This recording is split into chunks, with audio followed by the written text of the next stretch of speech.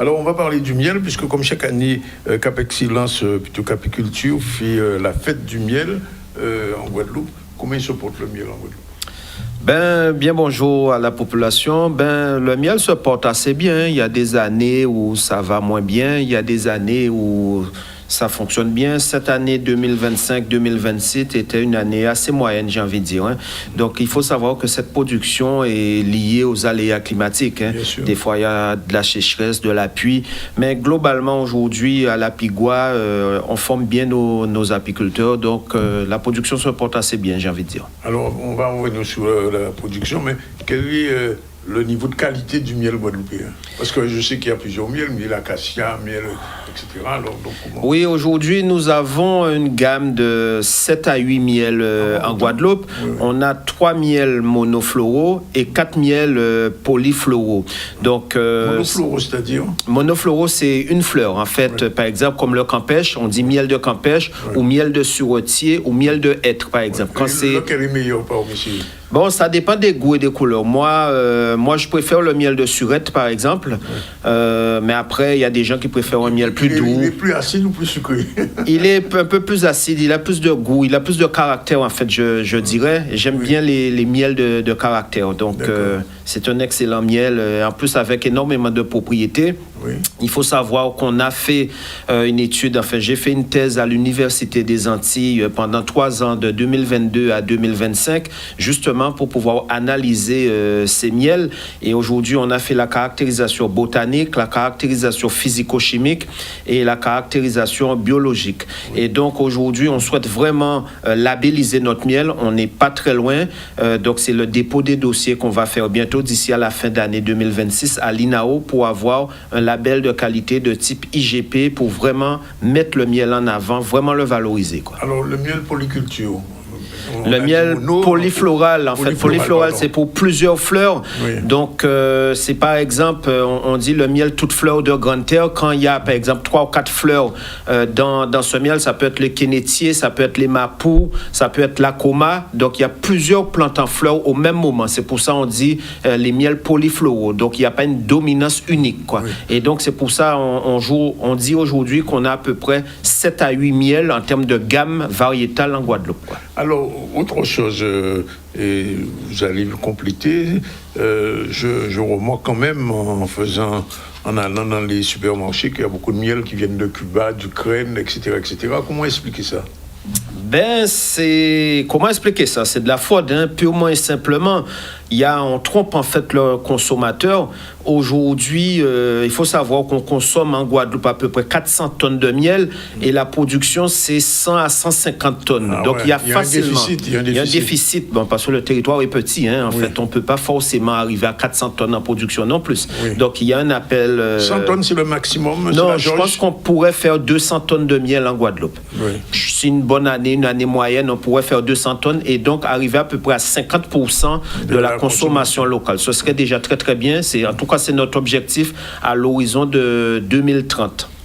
Et donc, un des projets de l'IGP, c'est de protéger en fait le miel de Guadeloupe et d'empêcher, en fait, il faut du miel d'importation, mais avec une bonne appellation. Il faut qu'un miel extérieur, il faut qu'il soit estampillé miel extérieur et pas un miel de Guadeloupe. Et donc, aujourd'hui, on cherche à valoriser et à protéger le miel de Guadeloupe. En tout cas, c'est le travail de la Pigua et c'est ce travail-là qu'on va essayer de démontrer lors de Capiculture qui aura lieu le samedi 13 juin.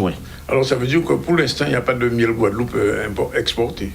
Non. C'est très, très rare. Il y a quelques apiculteurs qui envoient un petit peu de miel, bon, pour leur famille, quelques points de vente comme ça, mais c'est pas quelque chose qui est généralisé. Non, on ne produit pas suffisamment de miel pour pouvoir le faire, même si dans notre stratégie, on envisage quand même avec des petits conditionnements et avec aujourd'hui la caractérisation qu'on a mis en place pour nos miels, d'essayer de mieux valoriser, essayer de trouver des niches pour que les apiculteurs puissent mieux gagner leur vie aussi. Alors, sur une autre question délicate, est-ce que le miel Marie-Galante est meilleur que le miel guadeloupéen? Si vous savez, mon Marie-Galante, vous pouvez dire meilleur, mais bon, non, j'ai envie de dire, ça dépend vraiment des goûts et couleurs de chacun. Il y a des gens qui préfèrent vraiment le miel de Marie-Galante. Il est plus transparent, on dirait. Oui, il est assez clair. C'est un miel assez clair. Ils font très peu de miel foncé, tandis qu'ici, nous, en Guadeloupe continentale, on a des miels clairs, des miels ambrés, des miels foncés. Bon, il y a une plus grande diversité aussi. Hein.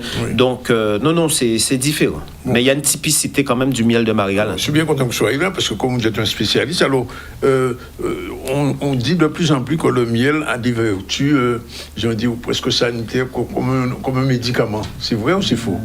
Aujourd'hui, oui, on peut le dire. Avec la thèse que j'ai effectuée à l'université, à Covachim, au laboratoire chimie de l'Université des Antilles, on a démontré ça. On a démontré vraiment les vertus, les propriétés antioxydantes de nos miels, les propriétés biologiques de nos miels. Et le miel a même des propriétés antivirales sur certains virus que nous avons en Guadeloupe. Donc, oui, c'est un vrai médicament. Hein. Oui. Donc, en fonction des miels, il y a des propriétés différentes. Et donc, aujourd'hui, on est vraiment prêt on va vendre le miel autrement. Avant, c'était un produit alimentaire. Oui. Aujourd'hui, c'est plus un produit dont on connaît les propriétés, qu'on peut valoriser autrement en cuisine, en médecine, pour la santé. Donc, non, on cherche vraiment à valoriser les miels. Alors, est-ce que les Guadeloupéens sont conscients des vertus biologiques, sanitaires, médicamenteuses, on peut dire, du miel? Non, j'ai envie de dire pas vraiment. On n'a pas encore communiqué sur cet aspect des choses,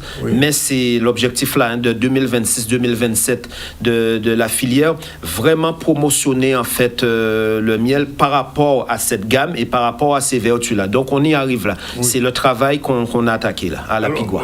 Je crois savoir aussi que le miel ne supporte pas la chaleur, c'est-à-dire que si vous prenez un café chaud, vous mettez miel là-dedans, il n'est pas bon. Ah ben oui, il faut savoir que le miel, ça reste du sucre, mais c'est un sucre vivant, parce qu'il y a des enzymes, il y a des vitamines, il y a des oligo-éléments dedans. À partir du moment où on va chauffer le miel, on va détruire justement ces oligo-éléments et le miel ne restera qu'un miel inerte si on le chauffe. Donc, il ne faut pas mettre du miel dans un café chaud ou cuisiner ou chauffer le miel. Oui.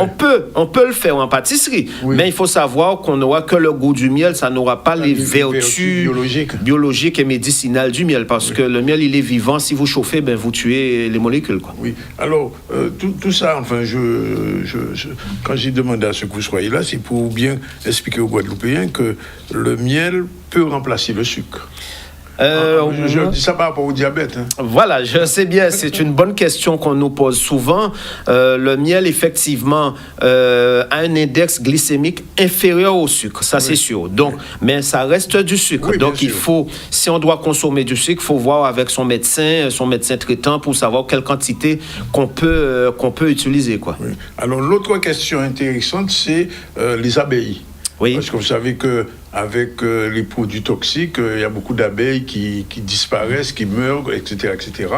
Est-ce qu'il y a une prise de conscience de ça aujourd'hui, de manière à ce qu'on protège ces abeilles-là? Parce qu'on avait une qualité d'abeilles, on m'avait dit, particulière à la Guadeloupe, qui est en train de disparaître. Oui, en tout cas, je pense qu'aujourd'hui, la population, les politiques, les groupements sont sensibles à ça, parce qu'on a bien communiqué sur l'importance, en fait, des pollinisateurs en Guadeloupe et notre besoin de les préserver. Donc, bon, maintenant, est-ce que c'est suivi d'actions suffisantes? J'ai envie de dire non. Il y a encore beaucoup de travail à faire pour pouvoir préserver les abeilles et les pollinisateurs en Guadeloupe. Mais en tout cas, on fait un travail extraordinaire pour pouvoir sensibiliser. Et d'ailleurs, dans le cadre de la manifestation qui aura lieu ce samedi, qui s'appelle Capiculture, dans le programme territorial alimentaire de Cap Excellence, et bien sûr en partenariat avec la Pigua et l'Iguavi, nous allons communiquer sur l'importance des pollinisateurs. Il y aura plusieurs ateliers. Il y aura un atelier où on va parler du monde des abeilles, des pollinisateurs, qui sera animé par des techniciens, des ingénieurs dans le domaine. Et la population pourra vraiment, être sensibilisée en tout cas à cet enjeu. Alors, c'est pas une question bête, mais je la pose quand même, parce que... Oui. Quelle différence entre une abeille et une guêpe? Ben, c'est pas vraiment pareil. Bon, ça fait partie, c'est toujours un insecte, la famille des hyménoptères, oui. Mais c'est pas pareil. Par exemple, l'abeille vit en colonie, oui. Donc niche ensemble, vit dans un habitat en collectif. L'abeille est domestique, on va dire. Donc, tandis que la guêpe vit, c'est vrai, peuvent vivre dans des petits nids, mais va pas faire de stock, par exemple. L'abeille domestique... Elle ne produit rien, l'abeille. La guêpe, non. Elle participe un petit peu à la pollinisation. Ah, oui, un petit peu, en allant de fleur en fleur comme ça, parce qu'elle s'alimente aussi comme ça. Hein. Oui. Et donc, mais elle ne va pas faire de stock. Elle va faire que nourrir les larves ou nourrir un petit peu. Elle ne va pas faire de stock. Et donc, l'abeille, elle, va vraiment faire du stock pour les cas de coups durs, par exemple. Mais alors, est-ce que c'est vrai que les guêpes attaquent les abeilles? Il y a une espèce de guêpe qui s'appelle le frelon asiatique en Europe. Oui. Et ça, c'est très dangereux hein, parce que ça tue les abeilles, ça vient devant la ruche, ça récupère les abeilles, ça coupe la tête, ça mange ça et ça peut décimer une colonie. Il y en a en Guadeloupe Non. On touche du bois. On n'en a pas, mais il y en a en Europe, il y en a de partout dans le monde, mais on n'en a pas aux Antilles, à ma connaissance. Et donc, on fait tout pour se préserver de ça. C'est pour ça qu'on dit aux apiculteurs de se rapprocher de la pigouire pour qu'on puisse vraiment mettre en place cette stratégie sanitaire. Quoi. Quand il y a une manifestation comme ça d'apiculture et d'apiculteurs le samedi prochain, samedi 13, oui. Est-ce que ça signifie que la production, les producteurs apiculteurs sont en augmentation ou en régression en Guadeloupe? La production, en fait, la filière progresse. La filière progresse sensiblement. En 20 ans, quand je suis arrivé en tant que technicien, on avait, j'ai envie de dire, une trentaine d'apiculteurs au sein de la pigouire. Oui. Aujourd'hui, on est 140 apiculteurs à la pigouire avec une cinquantaine de professionnels. On a fait des formations, on a fait des installations dans la filière. On était autour de 40 ou 50 tonnes il y a 20 ans. Je parle de production organisée, structurée. Et aujourd'hui, on est entre 100 et 120 tonnes de miel par année. Bon, on est aussi accompagné par la pigouire, la Sika Miel, l'Iguavi qui nous accompagne et aussi maintenant Cap Excellence. C'est une stratégie du président Jalton pour vraiment développer le projet alimentaire du territoire de Cap Excellence. Il y a une possibilité encore d'extension de la production de miel en Guadeloupe? On a à peu près 8000 ruches au sein de l'association Apigua. On estime que la Guadeloupe pourrait contenir entre 10 et 12 000 ruches. Donc, il y a une petite marge de progression encore, mais c'est pas extensible. Hein. Qu'est-ce qu'on observe?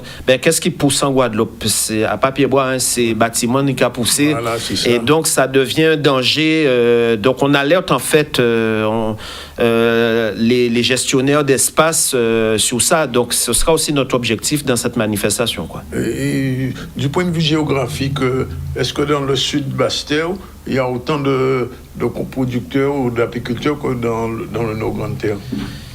C'est très équilibré, j'ai envie de dire. C'est très partagé, c'est très mitigé. Ce qu'il faut savoir en Guadeloupe, nous faisons de la transhumance. La transhumance, c'est qu'on déplace les ruches en fonction des floraisons. On a un tout petit territoire, mais il nous faut courir derrière les fleurs parce qu'on a énormément d'aléas climatiques. Et si on est à les ruches en Grande-Terre, il faut les emmener à Dé et à Pointe-Noire. Et après, il faut les emmener en Sud-Bastère. Après, il faut revenir vers la Mangrove ou sinon aller vers Saint-François, vers les Surettes. On fait vraiment de la transhumance et tous les apiculteurs bougent constamment leurs ruches pour optimiser la production. Parce que de l'autre côté, on a quand même une biodiversité assez riche quand même en Guadeloupe. Ah oui, non, mais c'est la chance qu'on a, hein, parce que quand on regarde, on gagne presque tous les concours au Salon Général Agricole de Paris. Alors, je dis 100%, Marie-Garnette a bien gagné. Oui, Marie-Garnette a gagné bien. Oui, d'ailleurs, c'est eux qui ont gagné. C'est le président de la Pigouire, Tony Prudent, qui a eu la médaille d'or au dernier concours général agricole pour un miel de Campèche, d'ailleurs. Et donc, il sera présent sur le stand de samedi, comme au moins, je crois, 15 certains apiculteurs qui seront présents sur le stand pour vraiment promotionner les miels de Guadeloupe. Vous aurez beaucoup de miel, donc venez nous rencontrer, venez discuter. Et puis, ce qui est important, c'est un produit de proximité. Donc, quand vous achetez du miel, vous achetez souvent l'apiculteur. Et donc, c'est nous, à l'Apigua, c'est ce qu'on cherche à mettre aussi en avant. On veut structurer la filière, mais aussi, c'est un produit de proximité. Donc, il faut connaître son apiculteur. Parce que l'autre danger qu'il y a, c'est qu'il y a du faux miel aussi. C'est ça la problématique. C'est les gens ne savent pas comment reconnaître un vrai problème, j'ai envie de dire. À la limite, on dit que c'est du miel de Cuba qui arrive ici en importation. Ouais. J'ai envie de dire, si c'était du vrai miel de Cuba, ce serait moins de mal. Oui. Mais cependant, aujourd'hui, on sait à travers les analyses, ce n'est pas du miel.